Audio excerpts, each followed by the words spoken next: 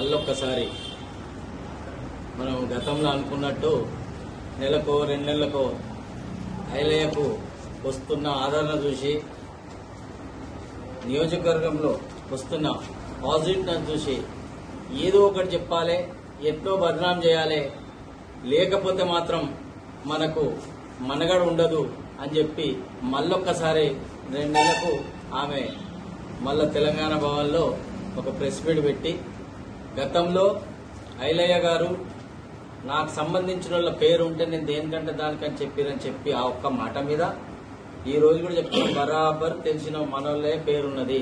కానీ ఇప్పుడు బోరిలాల్ చెప్పినట్టు ఆ భూమి ఏ సంవత్సరంది, 2006లో ఎవరు కొన్నారు, తర్వాత 20 సంవత్సరాల కింద మార్కెట్ వాల్యూ ప్రకారం మీ నాయకుడు అమ్మిన భూమిని ఈ రోజు మీకు దమ్ము ధైర్యం ఉంటే ఫస్ట్ మీ నాయకుడిని పార్టీలకి సస్పెండ్ చేసి మాట్లాడరు. కానీ ఈ రోజు ఒక పట్టా భూమి వాళ్ళు సొంత వాళ్ళ బిడ్డల పెళ్లి కోసము న్యాయంగా వాళ్ళు అనుకున్న విషపతి కావచ్చు, లక్ష్మీనారాయణ కావచ్చు, వాళ్ళు 20 ఏళ్ల తర్వాత మార్కెట్ రేట్ ప్రకారమే ఆ భూమి ఈ రోజు అమ్మడం జరిగింది.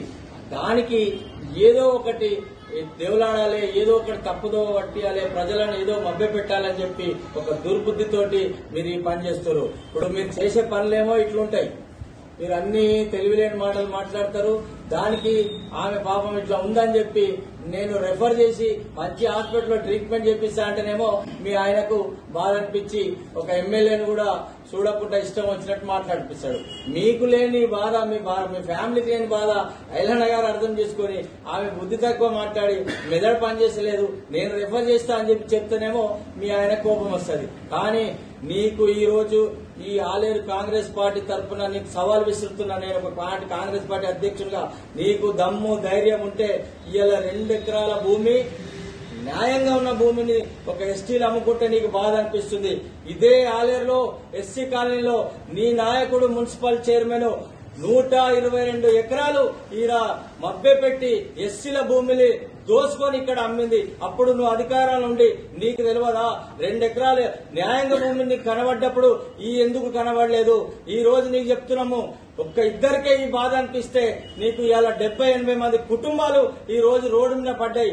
వాళ్ళకు మభ్య పెట్టి ఈ రోజు ₹1 కోట్లకు పోతున్న భూమిని నీ నాయకుడు మీ చైర్మన్ వస్పల్ శంకరయ్య 12 లక్షలకు ఎకరం తీసుకుని వాళ్ళందరినీ మోసం చేసిన విషయం వాస్తవం కాదా? ఇది ఎక్కడెక్కడ పోయింది, లోకాయుక్త వరకు పోయింది. ప్రజెంట్ ఉన్న ముఖ్యమంత్రి దగ్గర కూడా ఆ దళితులందరూ పోయి వాళ్ళు మొరబెట్టుకున్నా కూడా ఇంతవరకు వాళ్ళకి న్యాయం జరగలే. ఇప్పుడు చెప్తున్నాము, నీకు నిజంగా నువ్వు ఆలేరు నియోజకవర్గం ముంగట ముఖం చూపించుకునే నీకు ఏమాత్రం తెలివి ఉంటే చెప్తున్నాం, నువ్వు ఈ 122 ఎకరాలు ఆ దళితులకిప్పి, అంటే దళితుల మీద నీకు ప్రేమ లేదా? ఆ దళితులకిప్పి ఈ 2 ఎకరాలు కూడా మేము దండం పెడతామో కాలు మొక్తామో కొన్నోళ్ళు ఎవరో అమ్మిన దగ్గర నిజంగా వాళ్ళకు ఒకవేళ నిజంగా పట్టభూమి కాకుండా సీలింగ్ ల్యాండ్ గానీ అసైన్ ల్యాండ్ ఉంటే వాళ్ళకి తిరిగి మేము ఇప్పిస్తాం. నీకు దమ్ముంటే 122 ఎకరాలు రేపే రా ఆలేళ్ళ కూర్చొని ఎంతమందికి నీ నాయకుడు ఉన్నాడో వాళ్ళ భూములు వాళ్ళకి ఇప్పిస్తే చెప్పు, రేపు కూడా మేము కూడా ఈ భూమి వీళ్లకు తిరిగి ఇప్పించే ప్రయత్నం చేస్తాం. అంతేకాని ఏదో నోరొచ్చింది ఏం లేదు, రాబోయే రోజులలో మనకు మనగడ లేదు, రాబోయే స్థానిక సంస్థలలో మాకు ఎక్కడ తిరిగి ఏం చెప్పుకోనికి లేదు. ఈ రోజు ఐలయ్య అనే వ్యక్తి ఆలేరు నియోజకవర్గంలో ప్రతి గ్రామం చెరువు నింపి ప్రతి ఒక్కరి గుండెలో ఆయన ఒక దేవుని లెక్క ఉండిపోతుండు, ఒక భగీరథుడు అని చెప్పి ఆయనకు పేరు వస్తుంది. ఎట్లా చేసి ఆయనకు బద్నాం చేయాలని చెప్పి నువ్వు ఒక దుర్బుద్ధితోటి పనిచేస్తున్నావు. ఇప్పటికే నీకు బుద్ధి చెప్పి ఎన్నోసార్లు చెప్పినా బుద్ధి వస్తలేదు. 50,000 ఓట్లతోటి నీకు బుద్ధి చెప్పి ఇంట్లో కూర్చోబెట్టినా నీకు బుద్ధి రాలే. ఇప్పటికైనా చెప్తున్నాం, బుద్ధి తెచ్చుకొని ఐలయ్య గారు ఏదైనా చేసే నీ అనుభవంతో 10 సంవత్సరాలు చేస్తున్నావు, నీ అనుభవంతో ఆయనకు మంచి సలహాలు నియోజకవర్గంలో ఏమేమి కావాలో అడిగి ఉన్న ప్రభుత్వంతో కొట్లాడి తీసుకొచ్చే దమ్ము ధైర్యం. ఎందుకంటే నువ్వు 10 ఏళ్లలో 2 సార్లు నువ్వు సీఎంలు కలవాలి.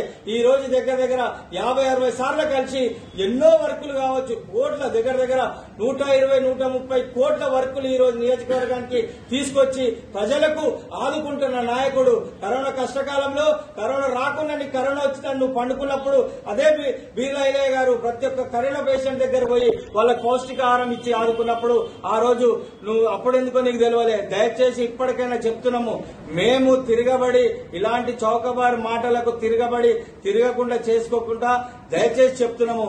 ఏమైనా ఉంటే తెలుసుకొని పూర్తి వివరాలు తెలుసుకున్నాక మాట్లాడు, లేకపోతే చెప్తున్నాం. ఖబర్దార్ సునీత గారు. రెడ్డి గారు ఆలయ ప్రభుత్వం బీర్లా ఐలయ్య గారి మీద అనుచిత వ్యాఖ్యలను ఖండిస్తూ ఐలయ్య గారు ఇక్కడ సేవ చేస్తుంటే ఓర్వలేక వాళ్ళు నెలకోసారి ఎట్లనో ప్రెస్ మీట్ పెట్టాలి, ఏ విధంగా ప్రెస్ మీట్ పెట్టాలి. ఎందుకంటే నాకంటే ముందు ఇంకో మాజీ ఎమ్మెల్యే వచ్చి రేపు టికెట్ అడుగుతున్నాడు ఆశతోటి నెలకో 10 రోజులకు ప్రెస్ మీట్లు అవపడలేన రేపు కేసీఆర్ టికెట్ ఇస్తారనే ఉద్దేశంతో మీరు గాంధీ భవన్ దగ్గరికి కానీ తెలంగాణ భవన్ దగ్గరికి కానీ పోయి మీరు మీటింగ్ పెడతా ఉన్నారు తెలంగాణ భవన్ లో. ఇప్పుడు మీరు తెలుసుకునే ఏంటంటే ఏం మాట్లాడారో మీకు కూడా అర్థం కాలేదు. 1996లోనే మీరే చెప్పారు సీలింగ్ భూమి అది ఇది అని మీరే చెప్తారు. 2006లో దానికి ఎన్ఓసీ తెచ్చుకుని ఎగ్గే భిక్షపతి అనే వ్యక్తి రిజిస్టర్ చేసుకుని అప్పుడు రిజిస్టర్ ఎట్లయినా కూడా మీరు తెలుసుకోకుండా మాట్లాడుతున్నారు. అంతకు ముందు కూడా ఇక్కడ మీ టౌన్ అధ్యక్షులు ఆలేరు, టౌన్ అధ్యక్షుడు టీఆర్ఎస్ పార్టీ టౌన్ అధ్యక్షుడు అంతం ఎగ్గే భిక్షపతి కంటే ముందే అగ్రిమెంట్ చేసుకుని ఎగ్గే భిక్షపతి గారు అంతే వ్యాపార నిమిత్తం ఈరోజు ఐలయ్య గారు కావచ్చు, వాళ్ళ బంధువుల పేరు మీద కూడా కావచ్చు, ఏజీబీ చేసి అమ్మిన మాట వాస్తవం. కానీ ఏదో సీలింగ్ పట్టాలు గుంజుకొని ఇంకో దగ్గర నుంచి దొంగతనాన్ని గుంజుకొని ఇక్కడ రిజిస్టర్ చేసుకోలేదు. వారికి ఆపతుంటే అమ్ముకున్నారు, కొంటా ఉన్నారు. ఇక్కడ ఆలేరు మండలం కూడా తండ వల్ల నాయకులై భూములు కొనొద్దని చెప్తున్నారా, వాళ్ళను ఆదుకోవద్దని చెప్తున్నారా? మీరు ఏ విధంగా ప్రెస్ మీట్ పెడుతున్నారు? ఈ రోజు ఆలేరు బీర్లా ఐలయ్య గారు ఇక్కడ ప్రతి కుంట చెరువు నిండుతా ఉంటే మీరు కంట్ల మాటతోటి ఒక 10 ఏళ్లు ప్రభుత్వ విప్పుగా ఎమ్మెల్యే చేసి ఎక్కడి నుంచి ఎక్కడికి నీళ్ళు వస్తున్నాయని తెలియకుండా ఒక విప్పుగా మీరు ఇక్కడ ఉన్నారు, మాజీ విప్పుగా. ఎక్కడి నుంచి ఏడికి నీళ్ళు వస్తున్నాయో కూడా మీరు తెలియదని చెప్పారు. అదే తపాస్ పెళ్లించే నీళ్ళు తెచ్చిన మీ పక్కన ఉన్నటువంటి జనగాం నియోజక ఎమ్మెల్యేనే చెప్తే మీరు రాజీనామా కాదు, మీరు టికెట్ అడగన్నారు. మీకు పార్టీలో ఉండే అర్హత కూడా లేదు. ఐలయ్య గారు ఇక్కడ ఏదో తెలంగాణ సెంటిమెంట్ వాడుకొని ఎమ్మెల్యే గారు కాలేదు. 10 ఏళ్ల నుంచి ప్రజల్లో వండుకుంటూ ఏ కష్టం వచ్చినా నష్టం వచ్చినా ప్రజలకు అందుబాటులో ఉంటూ ఎంతో కష్టపడి అలా ఎమ్మెల్యే గారు అయ్యారు, ప్రభుత్వం ఇప్పారు. సంవత్సరం కాక ముందుకే అనేక కార్యక్రమాలు 100 కోట్ల రూపాయలు ఇక్కడ మన నియోజకవర్గాన్ని తెచ్చి అన్ని విధాలుగా ప్రజలను ఆదుకుంటా ఉన్నాడు. మీరు 10 ఏళ్లు తెలంగాణ రాష్ట్రం వచ్చిన కాదు 10 ఏళ్లు మీరు ఎమ్మెల్యేగా ఉన్నారు. ఆలేరు నియోజకవర్గంలో ఎస్సీ ఎస్టీ భూములు ఎటుపోయినాయి, ఎస్సీ కార్పొరేషన్ భూములు ఎటుపోయినాయి, మీరు గుంజుకున్నది నిజం కాదా? ఇక్కడ ఆలేరు టౌన్ లోని 120 ఎకరాల భూమిని మాజీ చైర్మన్ వస్పర్ శంకరయ్య గారు గుంజుకున్నది నిజం కాదా? కోట్ల విలువైన భూములను 10 లక్షల నుంచి 12 లక్షలకు కొన్నారు.